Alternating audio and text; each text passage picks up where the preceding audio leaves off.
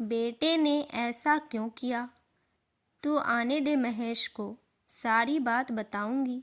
एक टेढ़ी सी लकड़ी के सहारे चलती हुई बुढ़िया ने कहा।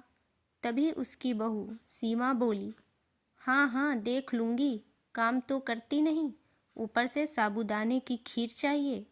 सीमा बड़बड़ाती हुई रसोई घर में चली गई। आज सास ने कुछ नहीं खाया, वह केवल रोती रही। वह मन में सोचने लगी कि आज अगर मेरा बेटा महेश यहाँ होता तो क्या बहू ऐसे बोलने की हिम्मत कर सकती थी। ऐसा सोचकर बूढ़ी सास अपने कमरे में चली गई। उसका बेटा महेश शहर में नौकरी करने गया है। पति के मरने के बाद उसने जैसे तैसे लोगों की गालियां सुनकर घरों में बर्तन मांजकर महेश को पढ़ाया लिखाया और उसकी बदौलत आज महेश बड़ा डॉक्टर बन गया है।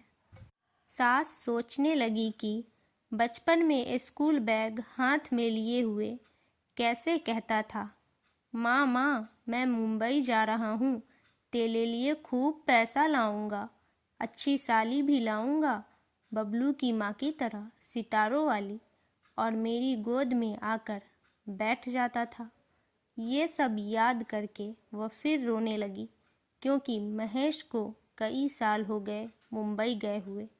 एक चिट्ठी भेजी थी, उसके बाद आज तक अपनी माँ की कोई खबर ना ली थी। वह हमेशा सोचती कि शायद महेश काम में व्यस्त होगा। डॉक्टर को बड़ा काम करना पड़ता है, इसलिए ऐसा सोचती हुई वह चारपाई पर लेट गई। नींद उसकी आंखों से कोसों दूर थी। तभी अंधेरे में से एक आदमी की आवाज़ सुनाई दी। वह उठी और धीरे धीरे आंगन की ओर बढ़ने लगी और कहा, कौन है वहाँ?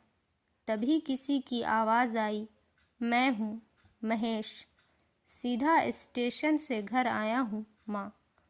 वह बूढ़ी माँ किसी तरह महेश तक पहुँची और उससे लिपटकर रोने लगी और कहा, बेटा, आंसुओं का सैलाब सारे गिले शिकवे बहा कर ले गया। फिर महेश की माँ उसे बोलने लगी, आज मैंने अपने हाथों से अरबी की सब्जी बनाई है, तुझे बहुत पसंद है ना? आज तुझे अपने हाथों से खाना खिलाऊंगी। वह उसका हाथ पकड़कर रसोई की ओर ले जाने लगी। तभी महेश बोला, मैं होटल से खा पी कर आया हूँ माँ, तू चिंता मत कर, रात बहुत हो गई है, अब सो जा। वह हाथ छुड़ाकर अपने कमरे में चला गया। सुबह महेश और सीमा को हाथ में सूटकेस लिए अपनी ओर आते देखकर वह अचंभित रह गई।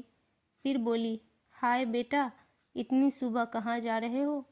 महेश ने जवाब दिया, कुछ नहीं माँ, मैं वापस शहर जा रहा हूँ, 1 मिनट की फुर्सत नहीं है। हॉस्पिटल की सारी जिम्मेदारी तेरे बेटे पर ही है। फिर कुछ सोचकर महेश बोला, तुझे तो पता ही है माँ कि बाहर का खाना मुझे हजम नहीं होता, इसलिए तेरी बहू को साथ ले जा रहा हूँ। फिर महेश ने माँ के पैर छुए। महेश की माँ बोली, जुग जुग जियो मेरे लाल। पर बेटा इतना कहते ही उसकी आंखों में आंसू आने लगे। वह आंसुओं को रोक न सकी, आंचल से अपनी आंखों को पोंछने लगी। तभी महेश बोला, तू चिंता न कर माँ, यह मेरा फ़ोन नंबर है, रख ले।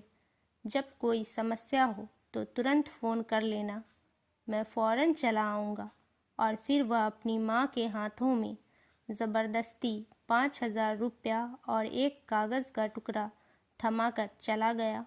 सीमा भी उसके पीछे चली गई। अनपढ़, नासमझ, गुमसुम माँ अपने बेटे को दूर जाते हुए तब तक देखती रही जब तक कि वह उसकी आंखों से ओझल ना हो गया। सुखपूर्ण जीवन व्यतीत करने का विचार अब भी उस बूढ़ी माँ के मुट्ठी में बंद था। अगर ये कहानी आपको अच्छी लगी हो तो वीडियो को लाइक और चैनल को सब्सक्राइब करें। धन्यवाद।